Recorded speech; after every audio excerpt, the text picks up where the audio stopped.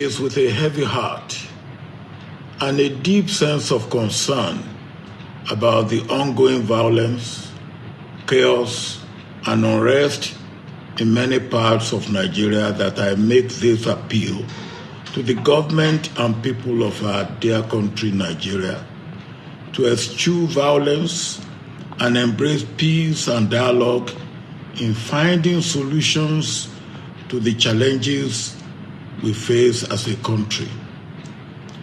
I particularly appeal to President Muhammadu Buhari in his capacities as President of Nigeria, Commander-in-Chief of the Armed Forces, and as a parent of youth like the ones who have in the last week or so come out in peaceful protest against police brutality and for improvement in their lives and their living conditions, to restrain the military and other security agencies from using brute force as a way of ending the crisis.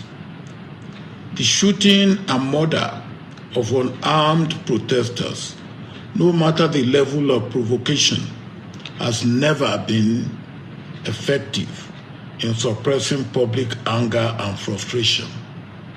Instead, such actions only reinforce the anger and frustration of the populace and close the window of dialogue and peaceful resolution. It is clear that Mr. President and his lieutenants did not exhaust the opportunities for dialogue with the protesters before resorting to use of force. It is worse that there is denial of wrongdoing in spite of overwhelming visual evidence. Great harm has now been done, but it can be stopped before it completely spirals out of control.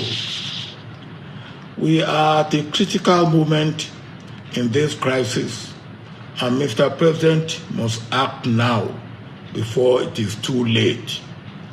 This time demands leadership and mature leadership as such. Most of the demands of the protesting youth, which Governor Babajide Sanwo-Olu of Lagos State swiftly took to the President, are not unreasonable and can be met without anyone's political interest or ambition being threatened. It is imperative that leaders at all levels, starting with Mr. President, must demonstrate meekness, humanity, humaneness, and sincerity in meeting the legitimate demands of the protesters and ensuring that justice is served where it must be served. These are the most potent ways of ending this crisis now. The youth too, I will want you to give peace a chance while making your legitimate demands. You must be mindful of miscreants who will infiltrate your ranks and give the protests a bad name, only so that trigger-happy forces will kill you. The destruction and looting of public and private properties will only hurt all of us and set us back.